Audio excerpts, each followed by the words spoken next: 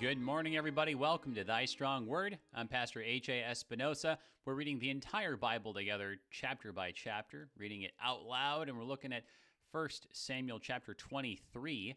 We have already had this theme set up. We just had that yesterday, how we have this picture, really, of Christ, of how David risks his life and puts himself in the line of fire for the sake of, well, really, everyone around him and God's people, but particularly the people who are in distress. And you see that in a big way here because he risks a confrontation with Saul so that he would save this city from the Philistines. So just another really cool story. It's, one like where there's a lot of battle and movement and all this, but a lot of little pieces and details here, inquiring of the Lord, seeking God's will in all of this. A lot of neat contrast, so a lot to talk about today. Today, we are joined by our guest, Pastor Curtis Dieterding, pastor at Zion Lutheran Church in Fort Myers, Florida. Good morning, brother. How are you and the saints in Fort Myers doing? We're doing just fine. Everything's been going very smoothly. We are getting into the process of hopefully opening up our church for in-person worship. We have not done that yet, so this will be new for us after all these months, and we'll see how that goes. Well, okay, yeah. Well, peace and blessings. That's it's a great thing to be able to have that opportunity, and I know that I'm sure there's a lot of preparation that's gone into that, and probably a little bit of nervousness, excitement with that, but I hope it goes well. Yeah, it's kind of interesting because the excitement's about halfway because there's so many guidelines and so forth that we're going to be following going into the worship that it's not going to look the same as we're not going to be able to rejoice the way we'd like to whenever we come back into the Lord's presence together there around Word and Sacrament. So, right. But we're going to take our time, be cautious, and continue to show love to neighbor and do what we can to make a safe environment so that we can enjoy gathering together once again to give thanks to God for all His gifts. Well, and I think that this theme that you raise here, this idea of, there's risks and you need to mitigate things, you need to take precautions, right? But there are certain risks that are worth taking for the sake of God's people. I mean, that is what we're talking about in not Psalm 23, 1 Samuel 23. Though I really am reminded of a number of psalms here. And in fact, there might even be one that refers to this, and maybe we'll talk about that. But it's just fascinating to me how it's just such a very clear picture of how David. He really just puts himself on Saul's radar, and he could have just been hiding out and kept being stealthy, but he puts himself in a very difficult situation between a rock and a hard place, kind of literally here. Between the Philistines and Saul.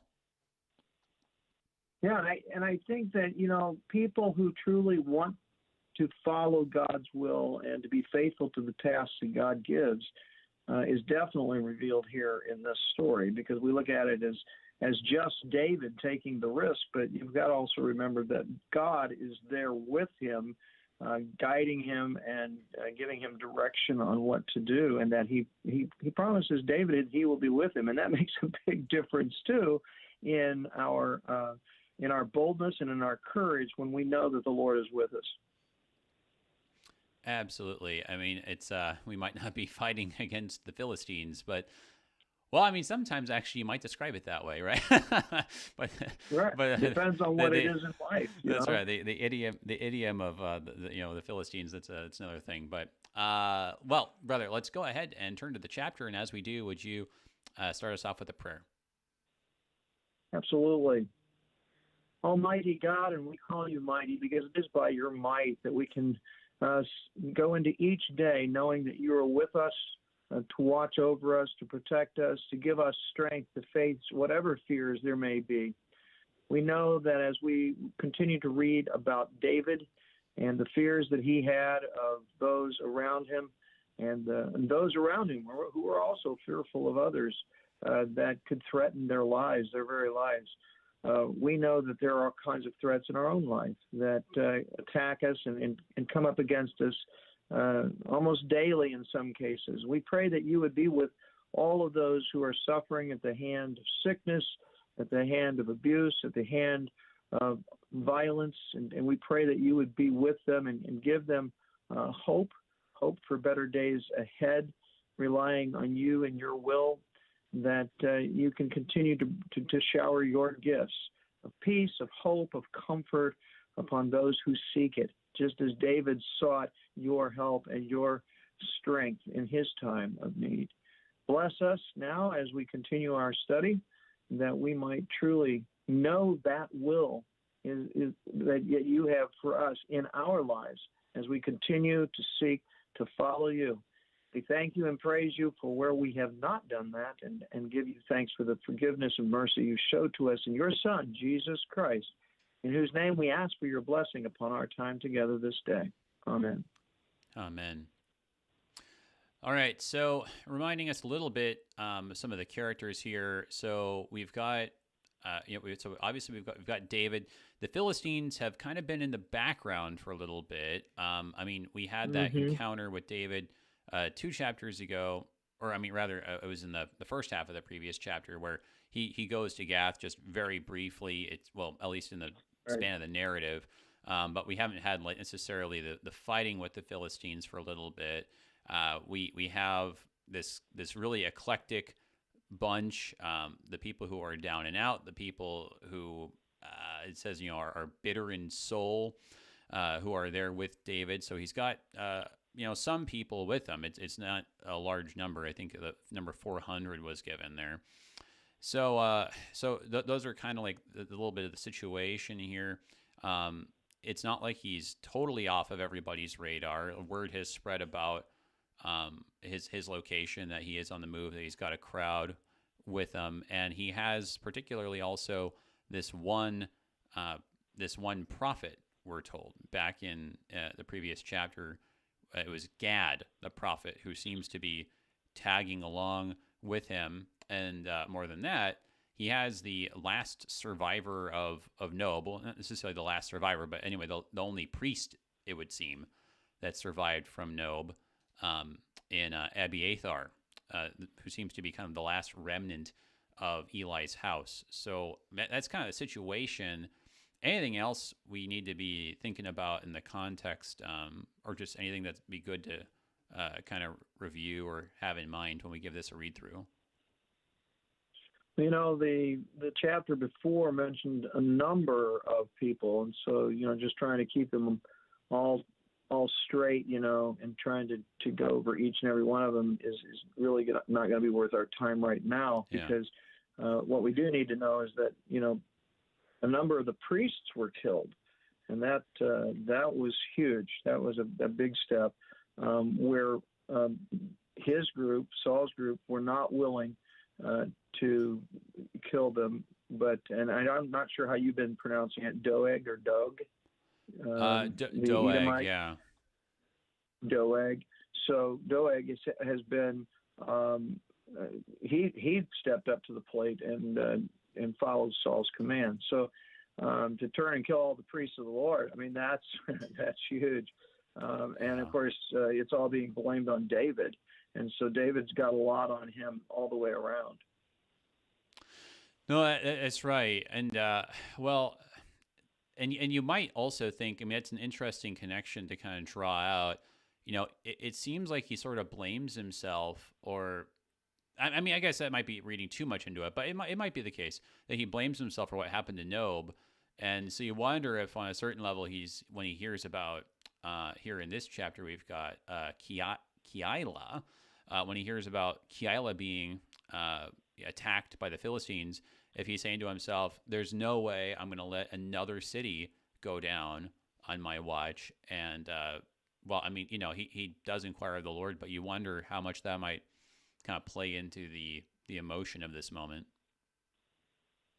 Well, yeah, and not only that, but those that are with him, they were saying, we already have enough trouble with the Philistines just staying at home and trying to guard ourselves, let alone go off into another place altogether where we have no refuge, no promise of refuge, against the Philistines. Let's go fight our enemies somewhere else. Right. That was a lot on those people that David was praying would be faithful to him and to the task that the Lord was giving them. Certainly. Well, let's go ahead and give a read through then. 1 Samuel chapter 23 from the top here in the English Standard Version. Now they told David, "Behold, the Philistines are fighting against Keilah and are robbing the threshing floors." Therefore David inquired of the Lord, "Shall I go and attack these Philistines?" And the Lord said to David, "Go and attack the Philistines and save Keilah." But David's men said to him, "Behold, we are afraid here in Judah. How much more then if we go to Keilah against the armies of the Philistines?" Then David inquired of the Lord again, and the Lord answered him, "Arise, go down to Keilah, for I will give the Philistines into your hand." And David and his men went to Keilah and fought with the Philistines, and brought away their livestock and struck them with a great blow. So David saved the inhabitants of Keilah. When Abiathar the son of Ahimelech had fled to David to Keilah, he had come down with an ephod in his hand. Now it was told Saul that David had come to Keilah. And Saul said, "God has given him into my hand, for he has shut himself in by entering a town that has gates and bars." And Saul summoned all the people to war, to go down to Keilah and besiege David and his men. David knew that Saul was plotting harm against him, and he said to Abiathar the priest, "Bring the ephod here." Then David said, "O Lord, the God of Israel, your servant has surely heard that Saul seeks to come to Keilah to destroy the city on my account. Will the men of Keilah surrender me into his hand? Will Saul come down as your servant has heard? O Lord, the God of Israel, please tell your servant." And the Lord said, "He will come down." Then David said, "Will the men of Keilah surrender me and my men into the hand of Saul?" And the Lord said, "They will surrender you." Then David and his men, who were about 600, arose and departed from Keilah, and they went wherever they could go. When Saul was told that David had escaped from Keilah, he gave up the expedition, and David remained in the strongholds in the wilderness, in the hill country of the wilderness of Ziph. And Saul sought him every day, but God did not give him into his hand. David saw that Saul had come out to seek his life. David was in the wilderness of Ziph at Horesh. And Jonathan, Saul's son, rose and went to David at Horesh, and strengthened his hand in God. And he said to him, "Do not fear, for the hand of Saul my father shall not find you. You shall be king over Israel, and I shall be next to you. Saul my father also knows this." And the two of them made a covenant before the Lord. David remained at Horesh, and Jonathan went home. Then the Ziphites went up to Saul at Gibeah, saying, "Is not David hiding among us in the strongholds at Horesh, on the hill of Hachilah, which is south of Jeshimon? Now come down, O king, according to all your heart's desire to come down, and our part shall be to surrender him into the king's hand." And Saul said, "May you be blessed by the Lord, for you have had compassion on me. Go, make yet more sure. Know and see the place where his foot is, and who has seen him there, for it's told me that he is very cunning. See therefore and take note of all the lurking places where he hides, and come back to me with sure information. Then I will go with you, and if he is in the land, I will search him out among all the thousands of Judah." And they arose and went to Ziph ahead of Saul. Now David and his men were in the wilderness of Maon, in the Arabah in the south of Jeshimon. And Saul and his men went to seek him. And David was told, so he went down to the rock and lived in the wilderness of Maon. And when Saul heard that, he pursued after David in the wilderness of Maon. Saul went on one side of the mountain, and David and his men on the other side of the mountain. And David was hurrying to get away from Saul.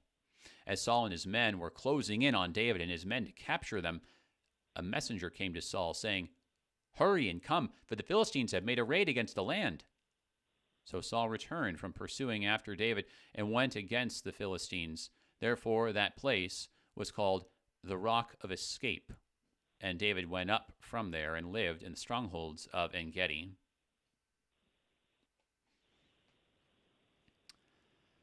Very interesting at the end how, it's just so fascinating here. You get this, the Rock of Escape. And of course, we're familiar with all the language that is in the Psalms of referring to God as my rock. So, pretty interesting that God seems to be at work through the Philistines, right? In one case, right, God is sending David to rescue his people from the Philistines. And in this other instance, it seems like he's allowing the Philistines to attack to save David. It's a pretty interesting reversal right there. But I'm just overall, it's an exciting chapter too, because you're just like, oh man, like they're gonna get him now, but he just barely squeaks by. Yeah, and I think that it's a very interesting twist. To go from going to fight the Philistines to now have the Philistines actually distract and actually pull away David's enemy Saul and away from him in battle. That is really it just reminds you again, and we see this throughout all the Old Testament stories, how God uses even the enemies of his people to bring about blessing. And this is one of those times where you can see that, full blast. And that God is truly a God who's almighty and in control, the one who gives strength and power. When God says that he will deliver you from the hands of whoever, it's going to be done. It's good as done when he speaks that word. And so that's what I was saying at the very beginning, too, of our time together here today, was that, David has something more than just his own will. He has the will of God on his side, and God always gives strength and hope to those who call upon him in time of need in miraculous ways, even when it looks like the enemy is going to win or the enemy is defeating us.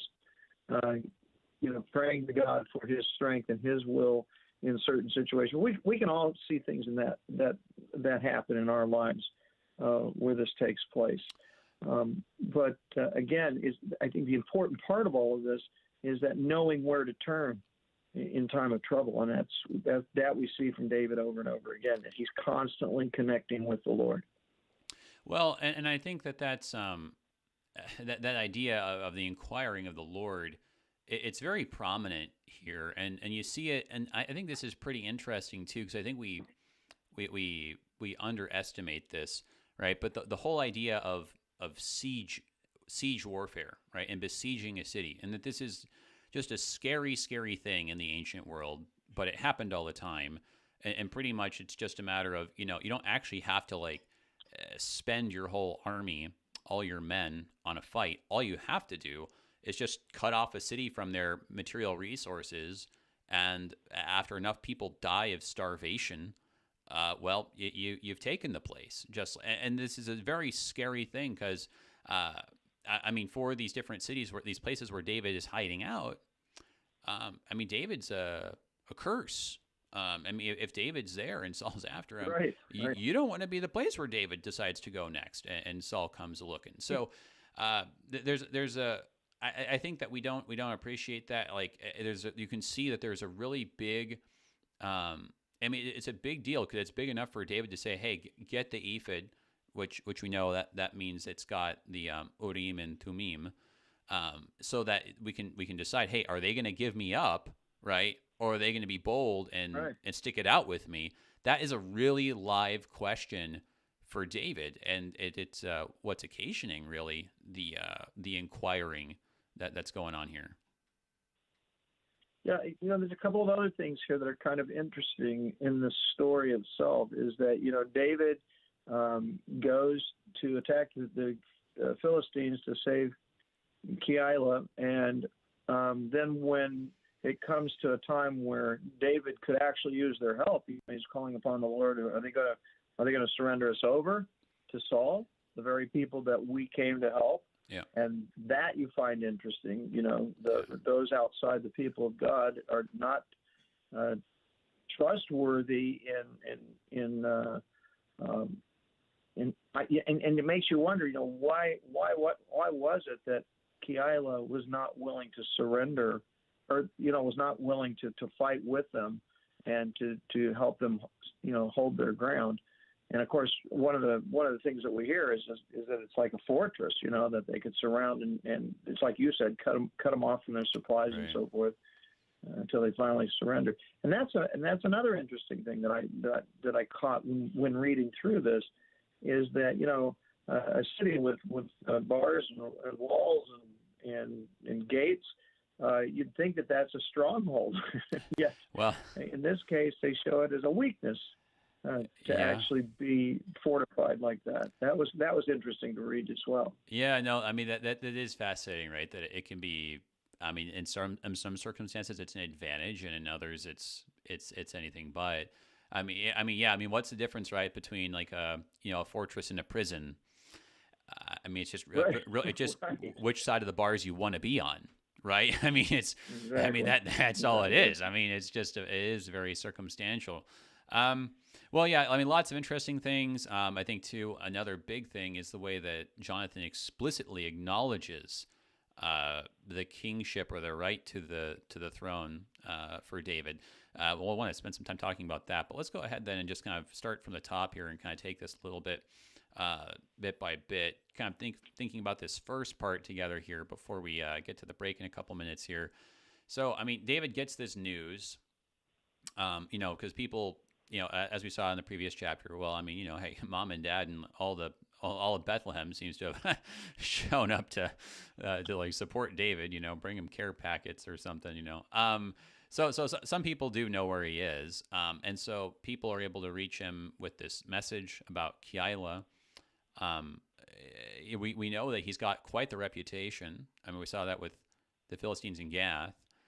So they're calling on him, which is kind of interesting all by itself. But yeah, then he inquires of the Lord first before the attack. And why do you suppose? I mean, I don't know. This is just interesting all by itself. Why do you suppose he decides? Well, I need to inquire first before we go out. And then of course he has to inquire again, as you mentioned at the beginning, right? Because his men are like, hang on a second, we have enough problems just with Saul. So, what do you make of these inquiries? Well, I think in terms of, I think David definitely was fully aware of the importance of him when it came to the nation of God, of God's people. And so to just do something on his own without knowing what God's will is in these things is just not like David, especially at this time when he's running from Saul and trying to figure out what his next move should be. Why would you not want to turn to the one that can give you the direction, can give you the answers to what may lie ahead?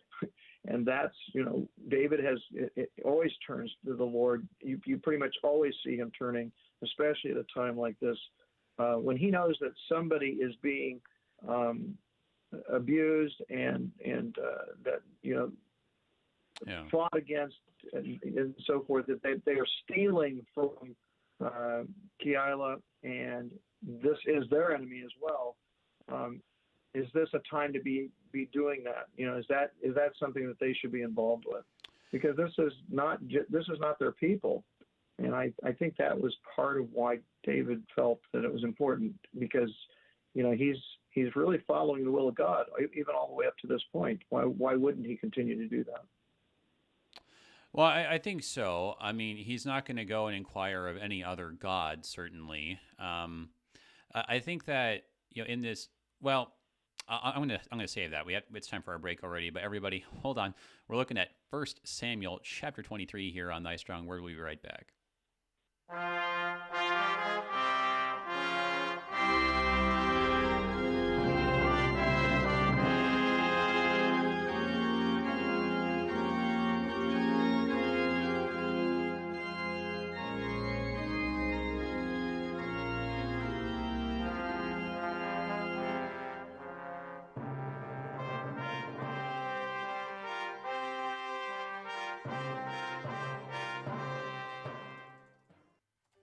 How do I keep my kids in church?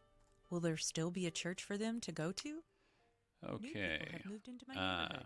How do I reach 90 out to seconds them? roughly here. Challenges are many, So, but it is Jesus question. who makes Verse 6 disciples says for that life through his Abiathar church. brought Let's come an together as the ephod. Lutheran Church Missouri And the Synod previous chapter talked to about discuss 85 this people who joyful wore work. the ephod. Learn more about Since the Making they Disciples use it for to Life inquire initiative from God at using the unim and LCMS.org/Making tumim, Disciples. were Again, there that's more than one of these LCMS.org/Making special Disciples. ephods to communicate with God. And then the other one, Keilah is a border town between Saul, Philistines, and David and Judah. It probably switched hands multiple times before the Israelites and Philistines probably asked for help from both Saul and David, and after no help came. From a human perspective, you can't blame them for wanting to sit out a fight. Yeah, well, they have enough fights just, just wandering their way, just kind of almost like on accident, just because they're just, collateral, right? They're just on the crossroads. That's a fair point. Yeah, and that's interesting to think that did they actually call on Saul, and then after he said no or no help came, right? That's really fascinating to think. Reminds me of David and Goliath, right? I mean, there's Goliath challenging the armies of Israel in front of Saul, but Saul's not going out there, right? So that's pretty insightful. I'll have to think about the ephod, though. Welcome back, everybody, to Thy Strong Word.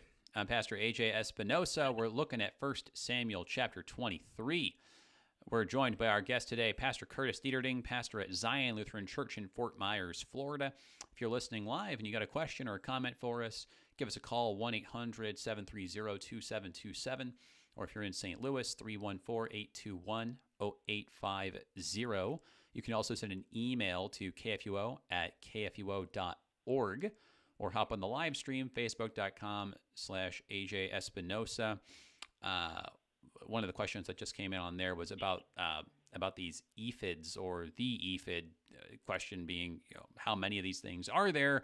Is there something special about this one in particular? I remember that when we read about the ephod back in Exodus, there was one in particular that had to do with the high priest, with this the umim and the urim and the tumim. So. That's a fair question here. I think we talked a little bit about the high priesthood stuff, and I think that actually kind of gets back to the question that we were talking about right beforehand about. So why exactly is he doing this inquiring of the Lord? Get to that in just 1 second. I want to make sure to thank our underwriters at the Lutheran Heritage Foundation. Thank you guys for supporting Thy Strong Word. Their website is lhfmissions.org, the Lutheran Heritage Foundation. Okay, so turning back to this question here, I think that we want to be aware that this term here, inquired of the Lord, is a little bit of a technical term. And I think that we kind of, might just kind of think like, so he prayed, or he just kind of prayed like, God, what's your will? Kind of like we might, but. In the Hebrew, this kind of inquired of the Lord idea has more to do with an official question of let's go find the priest or the high priest, right? And let's get like this official word. And the same way that they inquired about, hey, who has God picked as king, right? When they were going through the tribes and they narrowed it down to Saul. Or, hey, which lot is going to fall to which tribe when they were casting the lots with Moses, right? So, I'm thinking here, and especially given the context, that he's able to do this because Abiathar is there. I mean, in light of what happens later, is that how you're reading this? Yeah, that's exactly how I'm reading it. I remembered that in my study too. That they actually feel that they believe that I've called him Abiathar, but where he had used prophets, because the prophets are the ones that you go to inquire when it comes to God about these matters. So yeah, it definitely doesn't say that he himself went there, and because of that, you probably would assume that it was probably the prophet that he turned to in that case. I'm sorry, the prophet Gad or Yeah, Abiathar Gad or Abiathar. okay. I don't know if Abiathar might still be there or not. As far as with.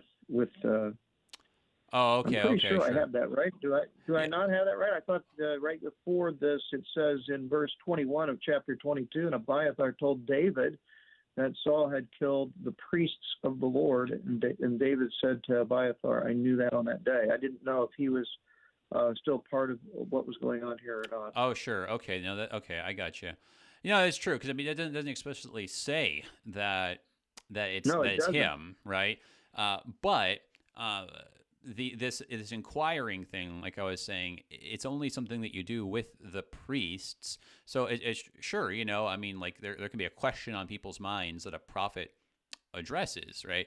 But this inquiring idea, this is something that is you go to the priest, and typically there's kind of like a ceremony with this, and usually there'd be sacrifices among other things as well. So I think that with verse 23 where he says, come stay with me, do not be afraid. I think the strong implication of the text is that the priest stays with him, partly because he's got nowhere else to go, because Saul has decided to just put the ban on his whole family, the whole house of Eli. So I think it's a pretty safe assumption that he is with David, and that's how we should read this. Go ahead. So you believe that Gad is still there with them, and that he turns to Gad and not Abiathar, the priest? Then is what you're thinking. Is that what you were saying? No, well, I think that both of them would be with David. I think we talked about this last time that all indications are that Gad seems to be someone who is going to stick around and hang out with David for some time, even after he is ruling as king. Okay. So I think they're both with him. But what I'm saying is that the Hebrew idiom of inquire of the Lord, this is a priestly idiom. This is not something that you would say gotcha. It's like if you say like I went to confession or something like this, right? Mm-hmm. If you say it like that, you would not mean that I told my wife I was sorry, right? I mean, except for maybe like in a humorous way or something like this, right? So similarly, because it's this kind of idiom, right? They're both there, but it would refer to Abiathar and not to Gad, who's a prophet, but it doesn't say anywhere, at least I recall, that he's also a priest. Which I think kind of sets this up a little bit more then. So, okay, so he's inquiring of this priest. So is he just inquiring of the priest just because, like, well, hey, I got a priest here, so I may as well get his take on it, right? Or is there something more to it? And I do think there is something more to it, because I was reminded a lot of Jonathan back in chapters 13 and 14, right, where he, it says, is looking for a sign from the Lord, right? He's looking for a sign because he's there with his father, but he decides to sneak off, and he wants to perhaps go attack some Philistines, but he does not have the permission of his father to do this. And so I think this is actually pretty key on this level too. We've talked about faithfulness and devotion, right? Like, is it really David's place to go and fight the Philistines in this place, right? Because he's not the king, right? I mean, and especially, this is an intriguing idea that was brought up on Facebook. It says, so Paul was just saying here that Keilah is a border town between Saul, the Philistines, and David. Probably switched hands a number of times. So if it's in this situation here and they are asking for help from Saul, and he doesn't send any help, right? Who is he to override, right, the decision of the king? I think on a certain level he's not in any position. Exactly. I mean, what do you think? No, that's right on. I mean, because he is not the one that would be in charge of those matters, and so he goes to the one. It's kind of like going over the boss's head, to the guy at the very top. And so, so it makes sense. You see something of David's nature too, I think, in that, he's not trying to create offense. but he's just trying to make sure that he's in line with where he needs to be in relationship to the king and to God yet, even though the king is out pursuing him. Well, and I think it ties in perfectly with everything else that we see. Just throughout these chapters. In the next chapter, we're going to see that he spares Saul's life, and he explicitly says it's because he is the Lord's Messiah, and he's not going to do that. So, I do think there are some important ways here that David is showing respect, right, to the king who's trying to kill him, which really should show us a lot, I think, about the posture of faith, which is consistent with like the disciples of our Lord Jesus. That they also showed as much as possible submissiveness and respect, even to the authorities that were in many ways illegitimate and after them, which is, I think, really instructive for our own situation, because we're like thinking to ourselves, oh, this is overreach, that this is illegitimate, and people are saying lots of things like that, and those may be true, right? But I think the Christian position is that we would still show submissiveness and respect. Right, exactly. And we see that in Paul's life too. We see it again and again. That's right. Yeah, no, again and again. So we've got this situation now. So he inquires of the Lord, and the Lord is saying, well, go down to Keilah. And so since the Lord's saying it, it's like, well, okay, I would listen to what, go along with the precedent set by Saul, but right, Saul's boss has spoken, so it's like Supreme Court overrules the president or something like that, and you're like, all right, well, that's what we're doing then. So he goes, and it says he rescues Keilah. It's kind of described in just very quick detail here, because it's like there's just no space for it. It's like, I'm sure there was a whole song for like David's victory, right? But we just have to move on, right. And so it says here. When Abiathar, the son of Ahimelech, fled to David to Keilah, so he also went down there. It says he had come down with an ephod. So, okay, this is the question that was on Facebook. So how are you reading all this? An ephod, the ephod, how many of these things are there, right? Like, what's the status of this thing in verse 6? Well, I was trying to recall. I believe the ephods were the clothes of the priests that were. I thought they were made out of the temple curtain, if I remember right, or at least the material from that. And it just acknowledged that they were part of the priests, that were the priests that served the Lord. That's all I really know of the ephod. Well, I think that. On a certain level, I think this is helpful. On a certain level, it is just kind of part of the clothing, right? And it is a part, as you were saying, of the clothing that does identify the priests with the worship in the tabernacle and later the temple, right? So there's that association there. And it's not just any clothing. It's clothing that right. Is representative of the curtain in the temple, right, where the presence of God is. And that's right. I think that this clothing would have a lot higher significance. That's right. That's right. No, it's specifically a cultic garment in the sense of you would only be wearing this in the context of these official worship functions. So we have that there were a number. It says in the last chapter, right, there were like 80. I think that's the way they referred to like the priests. There were 85 who were wearing the ephod, right? Is that how they put it in, I think, the previous chapter? Yep. So on the one hand, he is bringing down an ephod. It's his ephod, right? On the other hand, right, there does seem to be the ephod, as in like the one that the high priest is wearing, right? And that one's different. I don't think, because we read in Exodus, right?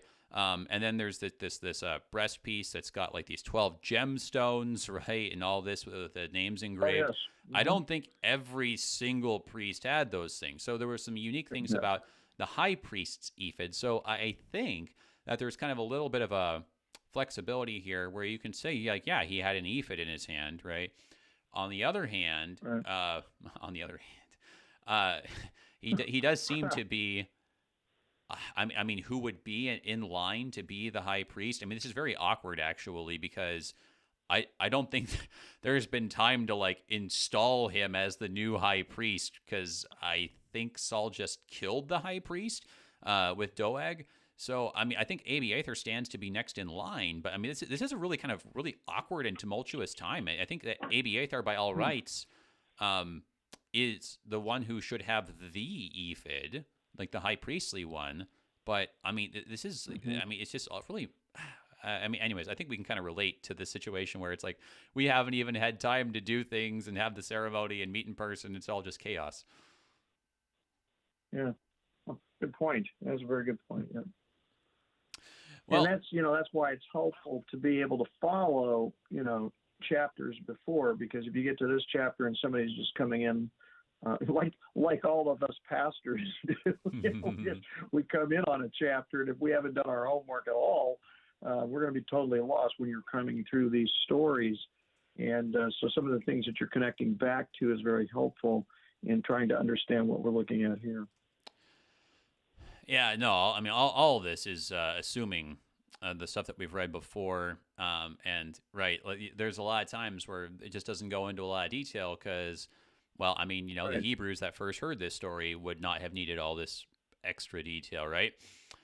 So I mean, it is. I mean, that wasn't something actually I'd really kind of stopped and pondered a little bit, that there really is this awkwardness of, and we saw this actually in the previous chapter about the awkwardness of Saul's kingship, that just he seems to be invalidating himself on a certain level, yet he is really the king, and so similarly here, it's like, well, the high priest died, so his son should be the. I mean, so if Ahimelech died, Abiathar is next in line, but did we have like the official transfer of power ceremony, right? With like we did with Aaron and Eleazar? No, couldn't do that.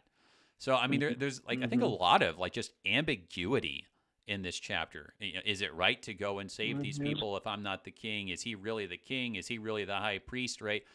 It's a lot of. I mean, there's a lot of stuff that's just vague. But I mean, I think it's comforting in that way, that even in the midst of circumstances where it's just, what's the right thing to do? What's real? What's official? What has the blessing of God? That God's still working in the midst of uncertainties. Right. Yeah. So but it is kind of interesting though that if. I think we probably do believe that, in the initial inquiry, we don't know if it was David or not. But here, it's identified as David as he's inquiring on the Lord, in verse 10. I don't know if you're that far along yet, but, here we have David actually turning to the Lord and making the inquiry about Keilah there, and whether or not they would be surrendered over into the hand of Saul. And of course, he's saying there's what I believe that's where you were talking about back in verse 9. That he asks the priest, bring the ephod here, or the ephod here, and then it says, and then said David, O Lord God of Israel, and he asks about whether or not they'd be surrendered into the hands of Saul. Well, no, and so when you're right, when he says, bring it here, and it's just, made absolutely clear that this inquiry, has this going on. And I think too that maybe that maybe some of this is just kind of like, I mean, it's just kind of more natural. Like now that we kind of have established already, back in verse 6 that, oh, by the way, we know that, he came down with an ephod, so we know that there's one there, right? And so now that we know that there's one, he can say, go get the thing, right, that you brought. So it's just kind of, natural way to be a little bit more expansive here. But so he's asking for this though about, will they come when Saul comes, right? Will these people give me up? And this is like what just immediately sent me to Psalm 31, because this is a psalm that I think we are guilty of misreading all the time. There's no superscription on Psalm 31 that is very specific It's not like it says, the time that he was in Keilah or something like this, right? But just, I mean, some of the language, it's just really something. I mean, he says, in the opening verse, in you, O Lord, do I take refuge, and then verse 2, be a rock of refuge for me. And then in verse 3, my rock and my fortress. So he's using like all this like rock fortress language that we're going to see, right, and that we have seen already in the rest of this chapter, right? And then I think that the big thing that we maybe overlook, it says in verse 10, you have this picture of it says here. I'm just going to go ahead and on the live stream too, just move us over to Psalm 31 really quick. But there's this language of wasting away, which is consistent with what we were saying about what happens when you're under siege, right? When you're not eating. And in verse 11, because of all my adversaries, I have become a reproach, especially to my neighbors, an object of dread to my acquaintances. Those who see me in the street flee from me, right? So, and then in verse 13, they scheme together against me. So, I mean, I think this picture is exactly the picture of what we're looking at here in 1 Samuel chapter 23, that he's on the run, but wherever he goes, people look at him as an object of dread. He is a reproach. No one wants him in their city because they know that Saul's going to come and put them, to siege if they find out that David's there. Right, because they appear as being one who's harboring him, and he's like a hot potato. Nobody wants him. They want to send him somewhere else. Don't have him here. And that is exactly how those in the land were seeing David at that time. That's for sure. And that's why there was so much reporting back and forth to the king and to where David is constantly. I mean, that had to be the drama of the day, wherever David ended up, and wherever people knew that he was at.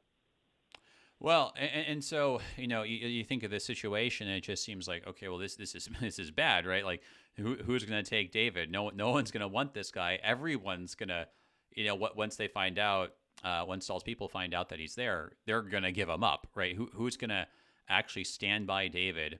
Like what city is going to say, we'll go down with David, instead of giving him up at some point, right? Like who's going to do that? No one.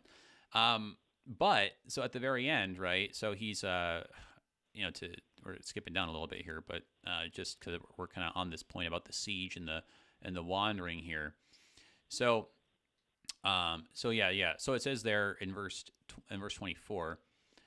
So they were in the wilderness of Maon in the Arabah, the south of, and this is one of these things, it's like Jeshimon or something like that. And our English tradition, of course, doesn't sound like that at all in Hebrew, but we're just, it's how all these names are. But so he's in this situation, right? And it seems like, okay, is he going to, who's going to stick by him? Just because it says the wilderness doesn't mean that he's out in the woods. It's pretty likely that he's in some kind of city or dwelling there in the wilderness. And in fact, that's kind of what it says in verse 28. It says there, he lived in the strongholds of En-Gedi, for example. So, I mean, this is, I think, the one that really lines up neatly with Psalm 31, that, okay, he's in this city. It's like, okay, yeah, these people are going to be like the people in Keilah. They're going to give me up too, right? So what am I supposed to do? And then, oh, hey, the Philistines are attacking the homeland.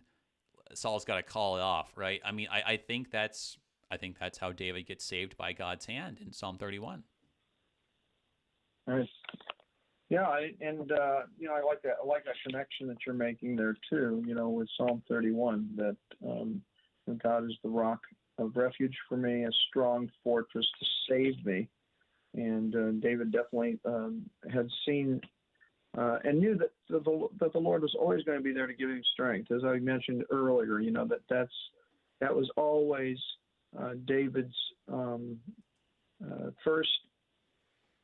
first move was always, before he did anything, was to seek out what the Lord's will is. And of course, for him, the Lord is a rock. The Lord is his refuge. And even in the face of all of those enemies and all of those around him who had nothing to do with him. So, the only one that really he could turn to at that point is the Lord. Absolutely. And, it's interesting, this, just you mentioning this again, just this rock, fortress, refuge language again and again. You can see why David would have been very fond of it, because he spent, it seems, some time, right, just like hiding out in these different places. And it just seems that, it's just a fascinating way of thinking about it, that, it's like you were saying earlier, these fortresses or these rocks, right? Because fortresses at this time were very often built into rocks, right? It was much easier when you didn't have to build all four walls yourself, and you could just kind of, put the bars and gates on the front of a natural phenomenon, right? Something part of the topography. But like you were saying, it's like the difference between this being a prison and a fortress. I mean, it's pretty close. So at the end of the day, it's like not really the bars that are the things that are the fortress that keeps him safe, but it's God, because, God's actually the one who's moving around all the circumstances to make it. And so that he names the place Rock of Escape. I mean, it's like these other places in scriptures where, a rock gets named where, really it's referring to God as the Rock of Escape. Yeah, and I think we also need to remember that all of what's happening to David here, again, is going to add to his character, his relationship of faithfulness with his Lord and trust, and all of this is preparing him too to one day become king, and to have gone through these experiences himself will make him more wise as far as other situations that he would encounter as a king later on. So sometimes that's not always easy to see, and it would be interesting to just see what took place in these chapters where Saul is pursuing him, where there's this complete rift, and then later on, King David, David becomes king. And all of these experiences are going to be a part of what happens going forward too, as far as his decision making, the way in which he handles things. I think so. That this is God in His providence, really getting His king ready. Like we said last time, He is becoming so sympathetic, right, with the people who are rejected and turned away, and no one wants them, right? I mean, this kind of feels in that way. There's that Christmas tradition. How historically accurate it is another question, but of the going around from door to door and being turned away, like what as we have in our Christmas plays with the Holy Family, right? But just in any case, just the idea of God using those circumstances to prepare the king so that he has a heart for the rejected and the oppressed, because he was like that himself. And so just a picture of how the Messiah of God, whether it's David, foreshadowing it here, or Christ later, he becomes one of us and saves us as such. Yes, very good. Yes. Well, brother, thank you for joining the conversation and just bouncing around some ideas here and taking us through this chapter. Looking forward to have you on again soon. Like I said, blessings on reopening worship in person. Thank you so much. It's always a joy. Thank you, and God bless you as well. Thank you, brother. Everybody, Curtis Deerding, Zion, Fort Myers, Florida. Moving on to chapter 24. Till then, I'm Pastor A.J. Espinosa. Peace. The official broadcast ministry of the LCMS. Your support is vital for this program to continue. You can make a gift safe, secure, and easily online at KFUO.org. Thank you for listening and supporting Thy